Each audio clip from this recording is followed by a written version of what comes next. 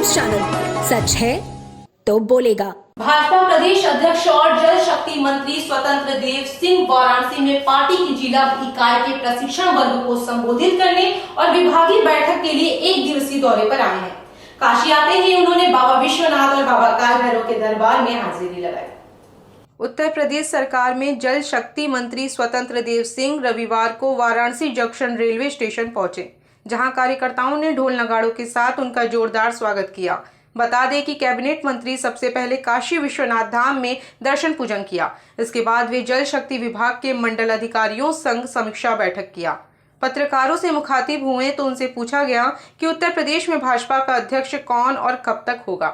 इस पर उन्होंने कहा कि हमने शीर्ष नेतृत्व से अनुरोध कर लिया है, जल्द ही भाजपा का कोई सामान्य कार्यकर्ता पार्टी का नया प्रदेश अध्यक्ष घोषित किया जाएगा। स्वतंत्र देव सिंह ने कहा कि बारिश से पहले प्रदेश की नहरों की सफाई हो जाए और सभी को पीने के लिए साफ पानी मिले। इसके लिए अभियान चलाकर काम किया जा रहा है। बाढ़ की भी व्यवस्था ठीक ढंग से की जा रही है। पूर्वांचल में जिन नदियों में बाढ़ आती है उनके लिए 15 जून तक ठोस कार्य योजना बना ली जाएगी। हमने विभागीय अधिकारियों से आग्रह किया है कि वह देख समझ ले कि पीने के पानी के संबंध में कहां और कैसी दिक्कत है। इसके बाद समस्या का स्थायी समाधान कराएं। गर्मी में पीने के पानी के लिए किसी को परेशानी न हो, यह हमारी शीर्ष प्राथमिकता में शामिल है। प्रयागराज में बेतहाशा बड़े अपराध और विपक्षी दलों के सवालों पर रविवार को उत्तर प्रदेश के जल शक्ति मंत्री स्वतंत्र देव सिंह ने वाराणसी में कहा कि विपक्ष में कोई है ही नहीं। इस समय विपक्ष की यह भूमिका है कि सदन के अंदर और बाहर सरकार को सुझाव देना चाहिए। सरकार के साथ मिलकर गरीबों की मदद करनी चाहिए। मोदी योगी लगातार काम कर रहे हैं। विपक्ष को यदि लगता है कि कुछ और बेहतर सुझाव देने की जरूरत है तो वह निसंकोच दे। वहीं प्रसपा अध्यक्ष शिवपाल यादव द्वारा उत्तर प्रदेश सरकार की प्रशंसा किए जाने के सवाल पर स्वतंत्र देव सिंह ने कहा कि आने वाले समय में सभी लोग ऐसा ही करेंगे। प्रशिक्षण वर्ग चल रहे हैं जी कार्यकर्ताओं का। आज भी प्रशिक्षण वर्ग काशी में है। आज काशी रहने वाला हूँ प्रशिक्षण वर्ग में। कल सोनभद्र है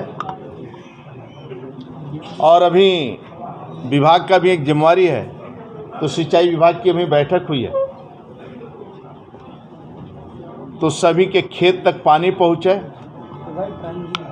और शुद्ध नल से शुद्ध घर में पानी लोगों के पहुँचे और साफ पानी पहुँचे, नहरें की सफाई हो और गांव में प्रत्येक गरीब को, पंक्ति के अंतिम व्यक्ति को, आदरणीय मोदी जी ने जो सपना देखा है, राज्य के अंदर योगी जी ने जो सपना देखा है कि 2024 तक बुंदेलखंड से लेकर काशी तक सभी के घरों में नल के माध्यम से शुद्ध पानी उनके तक पहुँचे, जिसके कारण बीमारी समाप्त होती है, स्वस्थ उनका रहेगा, स्वास्थ्य ठीक रहेगा। और ये सपना किसी ने देखा 70 सालों बाद, तो आदरणीय मोदी जी ने देखा है और वह सपना हम सब परिश्रम की पराकाष्ठा करके उस सपने को साकार करना है। अच्छा, बात आपने खेतों में पानी पहुंचने की की है। बरसात का मौसम आता है, बहुत सारे खेत पानी में बह जाते हैं। उसकी भी, बाढ़ की भी व्यवस्था हो रही है और उसकी भी व्यवस्था हम लोग ठीक ढंग से कर रहे हैं। नहरों की कोशिश करेंगे कि बाढ़ जिन जिन क्षेत्रों में पूर्वांचल में आता है, जिन नदियों में बाढ़ आती है, उनकी परियोजनाओं का टेंडर हो चुका है। परियोजना वो शुरू हो गया है काम होना। 15 जून तक ये पूरा कर लेंगे और पिछले भी जो अपनी योजनाएं हैं वह भी मई तक पूर्ण हो जाए। काशी क्षेत्र के कई ऐसे नलकूप हैं और नहर हैं जो क्षतिग्रस्त अवस्था में हैं। आपने अधिकारी को निर्देश भी दिया है कि आप दौरा भी करेंगे और महीने मैं आग्रह किया हूँ सभी अधिकारियों से। मैं बोला हूँ कि ऐसी जो भी स्थितियाँ परिस्थितियाँ हैं उसकी रिपोर्ट बनाकर तैयार करके तुरंत 1 सप्ताह के अंदर करें। अच्छा, बीजेपी में एक आदमी एक पद, आपके पास तो। आगामी त्योहारों के मद्देनजर जनपद वाराणसी पुलिस और सीआरपीएफ के जवानों ने मिलकर बीते शाम एक रूट मार्च किया, जिसमें पुलिस ने जिले भर में शांति और अमन कायम करने का संदेश देते हुए जनपद वासियों की सुरक्षा का भरोसा दिलाया। सीआरपीएफ के साथ दशाश्वमेध पुलिस और सहायक पुलिस आयुक्त दशाश्वमेध द्वारा रूट मार्च निकाला गया। यह रूट मार्च मदनपुरा, देवनाथपुरा, तिलभांडेश्वर, रेवड़ी तालाब, रामापुरा और नई सड़क जैसे इलाकों से होकर समाप्त हुआ। इस दौरान पुलिस ने व्यापारियों और आम नागरिकों को भरोसे में लेते हुए उन्हें उनकी सुरक्षा का आश्वासन दिया। बनारस में 2 साल से लापता शिव के पिता हार गए हैं। शिव त्रिवेदी को मृत घोषित कर दिया गया है। 13 फरवरी 2020 को वाराणसी की लंका पुलिस की एक टीम शिव को लेकर बीएचयू कैंपस से थाने आई थी। इसके बाद शिव लापता हो गया था। पुलिस ने पहले कहा कि शिव को थाने लाया ही नहीं गया और अब मृत घोषित कर दिया गया। शिव के लापता होने के बाद से शिव के पिता बदहवास हालत में बनारस से लेकर बंगाल तक बेटे को ढूंढते रहे। 19 अगस्त 2020 को इलाहाबाद हाई कोर्ट के एक वकील ने इस मामले में अदालत से मदद मांगी थी, जिसके बाद सीबीसीआईडी को जांच सौंप दी गई। अदालत में इस केस को लेकर वाराणसी के तत्कालीन पुलिस कप्तान अमित पाठक तक को पेश होना पड़ा। अब तमाम जांच के बाद पुलिस ने यह स्वीकार कर लिया है कि शिव को लंका थाना लाया गया था। जांच में यह भी पता चला है कि शिव के लापता होने के 3 दिन बाद वाराणसी के जमुना तालाब में जो अज्ञात शव मिला था वो शिव का ही था। शिव के इस शव की पहचान डीएनए और विसरा की जांच से हुई है। मध्य प्रदेश के रहने वाले प्रदीप त्रिवेदी का संघर्ष अब हार गया है। पुलिस वालों का एक और क्रूर चेहरा उजागर है। गंगा के किनारे अपने बेटे को खोजते पिता को अब पता चला है कि बेटा तो उसी दिन मर गया था। देखिए, शिव त्रिवेदी 13-14 फरवरी को लंका पुलिस की अभिरक्षा में था, लंका थाने के, इसमें कहीं दो राय नहीं है, ठीक है। इन सबके बीच में उसकी बॉडी 15 फरवरी 2020 को रामनगर तालाब में पाई गई, मृतक बॉडी।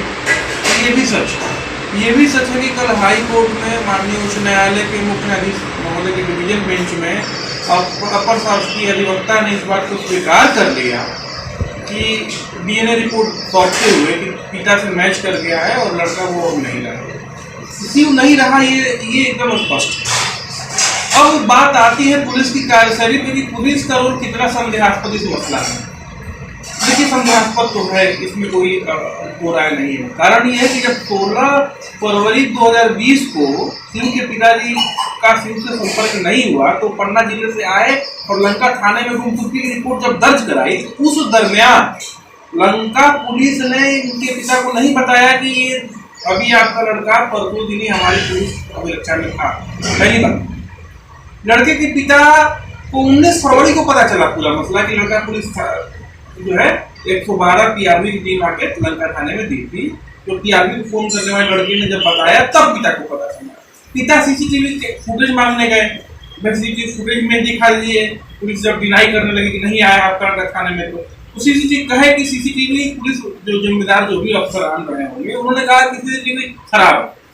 जबकि मैंने आरटीआई लगाया तो उसमें पुलिस कमिश्नरेट का साफ तौर पर जवाब है, रेडियो नियंत्रण कक्ष बाहर से सीसीटीवी कैमरा वो करता दिखता है कि नहीं, लंका थाने में तीनों सीसीटीवी कैमरा क्रियाशील अवस्था में थे।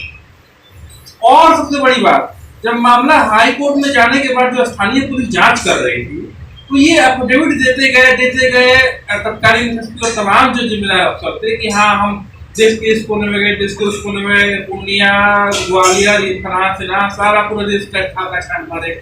लेकिन आप बताइए कि रामनगर थाने में उस लड़के का रिकॉर्ड था और आपको ये पता उसको पता नहीं चला कि रामनगर थाने में रिकॉर्ड है।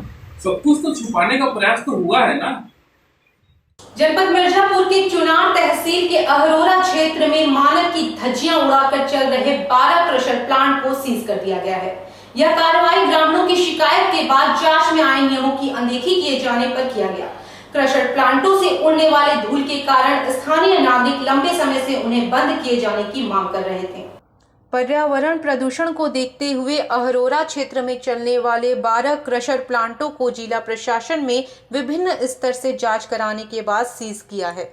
इन क्रशर प्लांटों पर नियमानुसार वृक्षारोपण, पानी के छिड़काव की कोई व्यवस्था नहीं थी।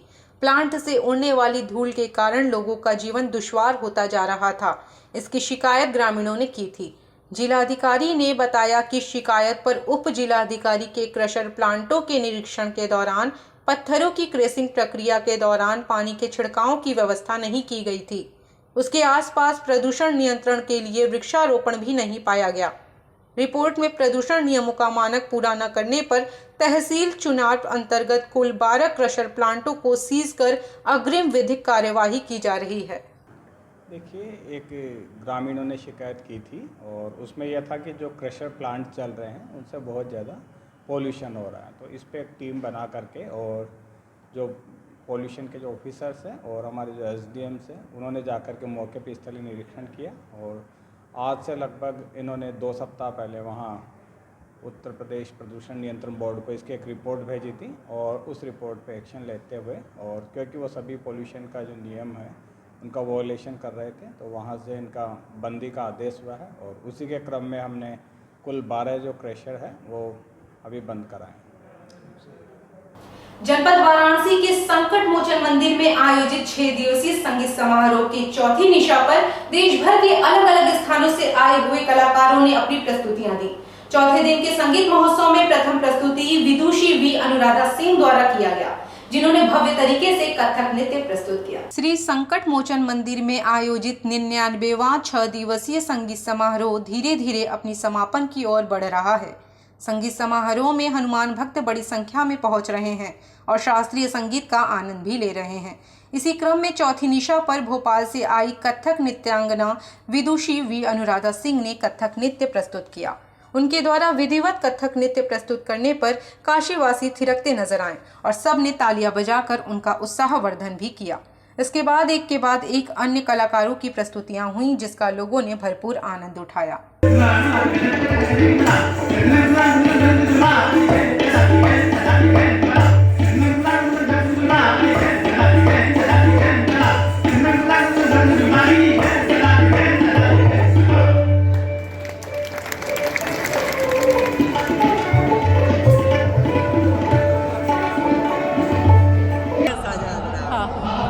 आज भाग्यशाली रहा मेरा आज का दिन, कहना चाहिए मैं भाग्यशाली हूँ जो संकट मोचन मंदिर में मेरी कथक की प्रस्तुति रही। यहाँ की ऑडियंस जो हनुमान जी की भक्त हैं उन्होंने मेरा काफ़ी सराहा कथक, और यहाँ पर मैंने शिव वंदना सूल फाख्ता ताल से प्रस्तुति शुरू करी थी जो कि 45 चक्कर से ख़त्म हुई थी। उसके बाद मैंने घुंघरू का बहुत सारा काम किया। मैंने घुंघरू वादन भी बनाया है जो कि 1.5 घंटे का ओनली पैरों पर आधारित, जैसे तबला होता है वैसी घुंघरू पर आधारित कॉन्सर्ट है, तो उसको भी मैंने आधा पौन घंटे किया।